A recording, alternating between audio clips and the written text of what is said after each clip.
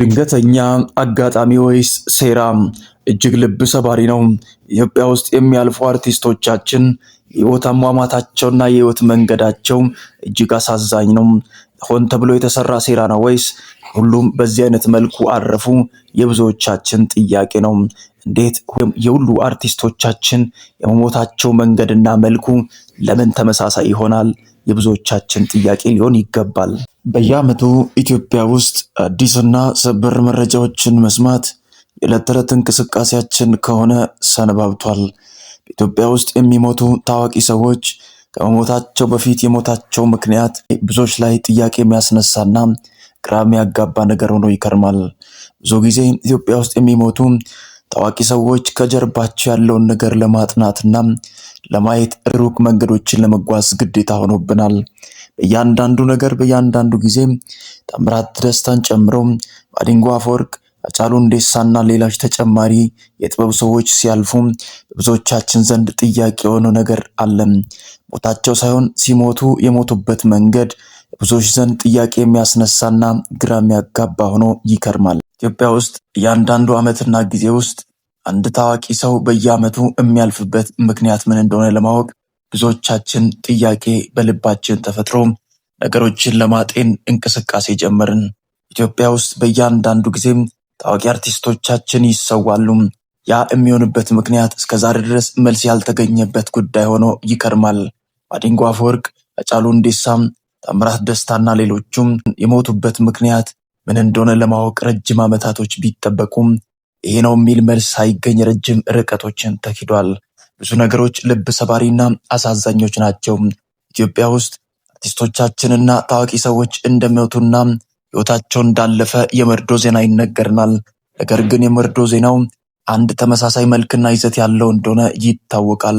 ይህ ነገር ደግሞ ብዙ ጊዜ ጥያቄ ያስነሳና ብዙዎቻችን ዘንድ ግራ እንድንጋባ እያደረገ ከቀን ወደ ቀን እየቀጠለና እየጨመረ እየመጣ ይገኛል።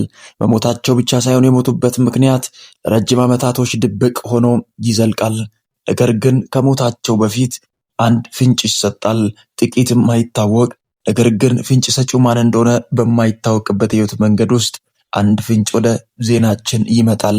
ቀድሞ ከሞታቸው በፊት አንዳንድ ነገሮችን አስተውላችሁ ካያችሁ፣ ጥቂት ነገሮችን ለማየት ሞክራችሁም ከሆነ ከመሞታቸው በፊት አንዳንድ ነገሮች ይንቀሳቀሳሉ።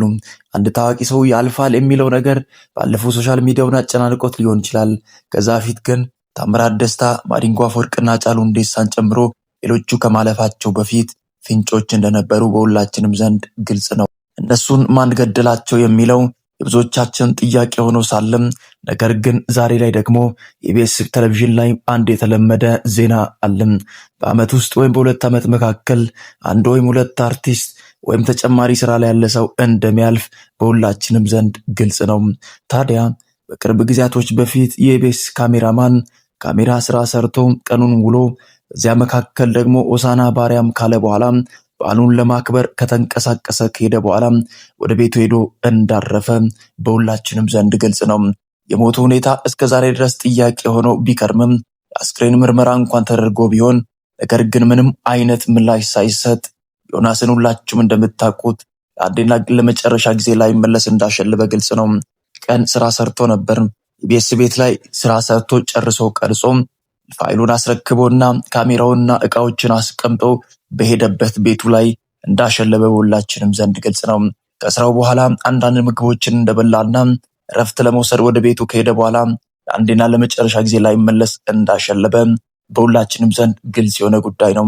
ታዲያ ኢቢኤስ ካሜራማኑ ማለፉ ብቻ አይደለም፣ የአስክሬን ምርመራ ተደርጎ ምንም መልስ ሳይሰጥ ማንም እኔ ያለውልህ ሳይል ነገሩ ተግበስብሶ እንዳለፈ በሁላችንም ዘንድ ግልጽ ነው። መሸሻ ረጅም ዓመታቶችን በኢቢኤስ ቤት እንደቆየ ይታወቃል። የህመሙ ምክንያት ብዙ ዓመታቶችን ለመመርመርና ለመታከም ጥረት እንዳደረገ በሁላችንም ዘንድ ግልጽ ነው። ነገሩን በሽታ አሉት እንጂ በሽታ መሆኑ የተረጋገጠው ኢትዮጵያ ውስጥ እንደሆነ ብቻ ሳይሆን ከኢትዮጵያ ውጭ ለሕክምና በኢቢኤስ እርዳታ ሄዶ ለመታከም ከሄደ በኋላ በሽታው ጠንቶበት ሳይመለስ እንደዛው አሸልቦ እንደቀረም ለአንዴና ለመጨረሻ ጊዜ ሞቶ እንደተሰናበተ በሁላችንም ዘንድ ግልጽ ነው። ታዲያ ነገሮችን የሚያግበሰብሱ ነገሮች ይፈጠራሉ። መሃል ላይ አንዳንድ ጥያቄ ልባችን ውስጥ ይፈጠራል። በኢቢኤስ ቤት በየዓመቱ ወይም በሁለት ዓመት መካከል አንድ ታዋቂ ጋዜጠኛ የሚያልፍበት ወይም የሥራ ባልደረቦች የሚያርፉበት ምክንያት ምንድን ነው? ከአንድም ሁለት ሶስት ተብሎ አንድ አዳዲስ ሰዎች ህይወታቸው በኢቢኤስ ቤት እንዳለፈ ዜናዎችን ከዚህ ቀደም ለመስራት ሞክረን ነበር። ታዲያ ዛሬ ላይ አዳዲስ ነገሮች ደግሞ ይዞ ብቅ ብሏል። የአንደኛው ለቅሶ ሳይበርድና ሀዘን ሳያልፍ ሌላ ኢቢኤስ ቤት ሌላ መርዶ ተሰማ። ይህም የሚያሳዝነው ደግሞ እጅግ የምንወደው የምናከብረው የሳቃችን ምንጭ የሆነ ነፂ ለአንዴና ለመጨረሻ ጊዜ ከኢቢኤስ ቤት ማለፉ ነው። ታዲያ እልፈቱ ብቻ አይደለም፣ ሲያልፍ ደግሞ ያለፈበት መንገድ የብዙዎችን አርቲስት መልክ የሚመስል ድብቅ የሆነ መልስ የታጣ አንድ የአሟሟት ስልት ነው። ታዲያ ነፂ ከመሞቱ በፊት አንዳንድ ነገሮችን ለማውራት ሞክሮ ነበር። በሽታው ለሞት የሚያደርስ አይደለም። ወደ ቤቴ ተመልሼ መጥቼ ከልጆቼም ጋር ከቤተሰቦቼም ጋር አብሬ ለመኖር ተስፋ አደርጋለሁ። አሁን ያለውበት ሁኔታ ደህና ነው፣ እጅግ ደስ የሚል ነው ሲል ተደምጧል። ታዲያ ብዙ ጊዜ በዝምታ የሚገሉ የሚባሉ በሽታዎች አሉ፣ ወይም በእንግሊዝኛ አጠራር ሳይለንት ኪለርስ ተብሎ የሚጠሩ ምንም አይነት ፍንጭ ሳይሰጡ ድንገት ጸጥ የሚያደርጉ የበሽታ አይነቶች እንዳሉ በሁላችንም ዘንድ ግልጽ ነው። ታዲያ የበሽታው አይነት የነፂ እንደዚህ ነው ወይ ብለን ለማጥራት ሞከርን። አንድ ሰው በሽታው ህይወቱን ከማለፉ በፊት ወይም ነፂ ታመመ ተብሎ የሚነገረው በሽታ አይነት እንደሌሎቹ አይነት በዝምታ ውስጥ የሚገድል ወይም የሚያሳርፍ በሽታ አይነት አይደለም ተብሎ በግልጽ ተነግሮናል። ሰው ከመሞቱ በፊት አንዳንድ ነገሮች ይኖሩታል፣ ፍንጭ ይሰጣል። ለምሳሌ የነፂ በሽታ አይነት ሐኪም ቤት ገብቶ ጥቂት ሰዓት እንዲታከምና እርዳታ እንዲደረግለት የሚያደርግ ምልክት እንዳለው ግልጽ ነው። ታዲያ የብዙዎቹ የአሟሟት ሁኔታና መልክ እንዴት ተመሳሳይ ሊሆን ቻለ? የብዙዎቻችን ጥያቄ ነው። በኢቢኤስ ቤት ካሜራማን የነበረ ሰው አሟሟቱ ተመሳሳይ ነው። የሌሎቹ አሟሟት እንደዚህ ነው። ቤት ነው ነገሩ? በዚህ ልክ ዝም ብለን ማለፍ አለብን ወይ? የብዙዎቻችን የኢትዮጵያውያን ጥያቄ ሆኖ ይከርማል። ነፂ ከማለፉ በፊት አንዳንድ ነገሮችን ለማውጋት በሞከሩ ግልጽ ቢሆንም ነገር ግን የብዙዎቹ አሟሟት ለምን ተመሳሳይ ይሆናል? ኢቢኤስ ቤት ደግሞ የህይወት መንገድ ወይም የሥራ አይነትና መልክ በዚህ ከቀጠለ ቀጣይ ተረኛው ማን ነው የሚለው ሰዎች ተበራከቱ። ምክንያቱም አሟሟታቸው የሁሉም ተመሳሳይ ነው። ቤቴ ሄጄ ልረፍ ካሉ በኋላ ስራ ከሰሩ በኋላ ቀጥሎ ህልፈት ይመጣል። የአሟሟታቸውን ምክንያት ለመረዳት ደግሞ ረጅም ርቀቶችን ሄደን ዛሬ ላይ አዲስና ሰበር መረጃ ደግሞ የተሰማው እንደዚህ ነው። ነፂ ቤቱ አይደለም ያለፈው ወይም ህይወቱ የነፍሱ የማብቂያው ቤት ውስጥ እንዳልሆነ በሁላችንም ዘንድ ግልጽ ነው።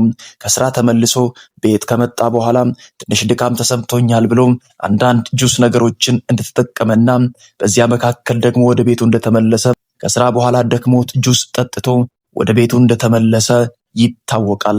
በዚያ መካከል ወደ ቤቱ ሄደም ጁሱን ተጠቅሞ ወደ ቤት ከሄደ በኋላ አንድ ነገሮች ተሰሙ። ትንሽ የሆድ ህመምና ቁርጠት አይነት ስሜት ሆዱ ላይ እንደተሰማ አሁን የሚናገሩን ሰዎች ይነግሩናል። በዚያ መካከል የቁርጠቱ ነገር እየተባባሰ ሲመጣ እጅግ ተጨንቆ ጊዜ አልሰጠው ሲል ሲከብደው በዚያ መካከል የስልክ ጥሪ ተሰምቷል። ወደ ኢቢኤስ ቤት ተደወለም። እዛ ቤት የሚሰሩ ሰዎች በፍጥነት እንዲደርሱ ተደረገም። ነገር ግን ነፂ ቀጥታ መንገድ ላይ ወደ ሆስፒታል እየተወሰደ ህይወቱ እንዳለፈ በሁላችንም ዘንድ ግልጽ ነው። ታዲያ በዚያ መካከል ህይወቱ ካለፈ በኋላ ወደ ሆስፒታል በሚሄድበት አቅጣጫ ላይ አንድ ነገር ጀባ ልበላችሁ። ወደ ሆስፒታል ሲወሰድ አንድ የሆነ ነገር አለ። እንደሞተ ወይም ሆስፒታል ሳይደርስ እንዳረፈ አስከሬኑ ወደ ቤት አልተመለሰም። የተወሰደው ወደ ሆስፒታል ነው። ይህም የተደረገበት ምክንያት የአሟሟቱ ሁኔታ እጅግ አሳዛኝና ፍንጭ ሰጪና አስፈሪ ነገሮች ከጀርባ እንዳሉት የሚጠቁም ስለሆነ ፖሊስ ነገሩን ወደ ህግ ወስዶት ወይም ወደ ሆስፒታል ወስዶ የደም ምርመራና የአስከሬን ምርመራ እንዲደረግ ናሙና እንዲሰጠው ተነገረም። ያ የሆነበት ምክንያት ምንድነው? ቅድም ደና የነበረ ሰው ቅድም ቅርጾ የተመለሰ ሰው አንድ ጁስ ተጠቅሞ ቀጥሎ ደግሞ ህይወቱ ሊያልፍለትና የሆድ ቁርጠት የጀመረው ቀጥሎ ለአንዴና ለመጨረሻ ጊዜ ያሸለበ የነፂ ጉዳይ በዚያን ሰዓት እንቆቅልሽ ፈጠረባቸው። የአስከሬን ምርመራው ወደ ሆስፒታል ተወሰደ። ቤተሰብ እስካሁን ድረስ የሆነውን ነገር ማመን አልቻለም። ምክንያቱም ትላንት አውርቶን ነበር። ትላንት ሰላም እንደሆነ አውቀን ነበር። ባለቤቱ እንደዚህ ስትል ትደመጣለች። የባለቤቴን የህመም አይነት አውቀዋለሁ። እንዴት ምን አይነት ደረጃ ላይ እንዳለ ግልጽ ነው። ታዲያ ደህና እንደሆነ ፍጹም ሰላም እንደሆነና ቀጥሎ ወደ አሜሪካ መጥቶ አብሮን እንደሚኖር ቃል ከገባና የሚወደውን ልጁን አመሻሽ ላይ ካወራ በኋላ ቀጥሎ ጠዋት ላይ እንደዚህ አይነት መርዶች መሰማታቸው እጅግ ልባችንን አሳዝነውናል። ሞቱ ሳይሆን የሞተበት መንገድ ለሁላችንም ለቤተሰቡ እንቆቅልሽ ሆኖልናል ስትል ትደመጣለች። ዛሬ ላይ ደግሞ የአስክሬን ናሙና ውጤቱ እንደዚህ ነው። ነፂ ከመሞቱ በፊት የተጠቀመው ጁስ ላይ የጠጣበት ነገር ላይ ትልቅ የሆነ እንቅፋትና እንከን የሆነ ነገር እንደተገኘም ለኢትዮጵያ ሕዝብ ግልጽ ለማድረግ ተጀምሯል እንቅስቃሴው። ምርመራው ሲካሄድ አንድ ነገር ፍንጭ ሰጠም። የጠጣው ነገር ጀርባ ማን ጠጣው? እንዴትስ ጠጣ? ከስራ በኋላ ኢቢኤስ ቤት ላይ የተሰጠው የጁስ መልክና አይነት ምን አይነት ነው የሚለውን ለማጣራት ረጅም ተኬደ። ነገር ግን ረጅሙ ኢቢኤስ ቴሌቪዥን አንዳች ነገር መልስ ሳይሰጥ ማንም ባለቤቱም እንኳን የኢቢኤስ ዋና የቤቱ ባለቤት እንኳን ሳይሆን ማንም ፍንጭ እንኳን ሳይሰጥና መልስ ሳይሰጥ ይህንን ጉዳይ አግበስብሶት ነፂ ለአንዴና ለመጨረሻ ጊዜ ወደ አፈር ተመለሰም። ፍንጩ የሚያሳየው ከሆነ የአስክሬን ምርመራ ውጤት እንደዚህ ነው። ከጠጣበት ነገር ላይ አንዳንድ ክፉ ነገሮች እንደተገኙና ያ ደግሞ ትልቅ የሆነ የሆድ ቁርጠትና ህመም ሲያመጣበት መጀመሪያ የሚታመመው የበሽታ አይነት ላይ ትልቅ ተጽዕኖ በማድረጉ ለአንዴና ለመጨረሻ ጊዜ እንዳለፈ መረጃዎች ወጥተዋል። እጅግ ልብ ሰባሪና አሳዛኝ ነው። ቤተሰቡ አሁን እንደገና ወደ እንባና ወደ ሐዘን ወደ ለቅሶ ተመልሷል። እጅግ አሳዛኝና ልብ ሰባሪ ነው። ሁላችሁም ስትመለከቱት የአንዳንዶቹ ሞት ድንገት ሊሆን ይችላል። የአንዳንዶቹ የእልፈት መልክ በዚህ ልክ ሊሆን ይችላል። ነገር ግን የሁሉ እንዴት ተመሳሳይ ይሆናል? አርቲስቶቻችን እያንዳንዱን ካያችሁ ተመሳሳይ የእልፈት አይነት፣ ተመሳሳይ መልስ ማጣት፣ ተመሳሳይ የህይወት መልክ ይገጥማቸዋል። ቤተሰቡ በእንባ ይራጫል። እንደገና ሌላ ሐዘን ሆኖ እነሱ ጋር ይፈጠርና ረጅም ዓመታቶችን በልባቸው ይቆያል። ነፂን ማን ገደለው? እንዴትስ አረፈ? ሁላችንም አሁን ፍንጭ ያገኘን ይመስለናል። የብዙዎቻችን የህይወት ጥያቄና መልክ በእንደዚህ አይነት መልኩ ቢሆን እጅግ ያሳዝናል። ነፂ ላይ እንዴት እንደዚህ ይጨከናል? ሚስቱ በእንባ እንደዚህ ትላለች። ልጆቹ እጅግ ልቡ ተሰብሯል። ማን እንደዚህ ሊያደርግ ይችላል? በማን መካከልና እንዴት እየኖረ እንደነበር እየሳቀ እየተጫወተ አለው እያሉ ለአንዴና ለመጨረሻ ጊዜ እንዲያልፍ አደረጉት ወይ? የልጁ ጥያቄ ሆኖ ልብ ውስጥ ይጮሃል። ታዲያ ሁላችሁም የተሰማችሁን ሀሳብ አስተያየታችሁን ኮሜንት ላይ ጻፉ። ሁሉም ነገር እንዴት ተመሳሳይ ሊሆን ይችላል? የብዙዎቻችን ጥያቄ ነው። ሀሳብ አስተያየታችሁን ኮሜንት ላይ ጻፉ። ለነፂ ይሄ አይገባውም ነበር። ሁላችንም አዝና ልባችን ተሰብሯል። ኢትዮጵያ ውስጥ ያለ እንቆቅልሽ የሆነ ጉዳይና የታዋቂ ሰዎች አሟሟት ለሁላችንም ጥያቄ ነው። ነፍስ ማር እያልን ሁላችሁም ሀሳብ አስተያየታችሁን የተሰማችሁን ስሜት ኮሜንት ላይ አስቀምጡ። ነገርየው ለሞት የሚያበቃ አይደለም።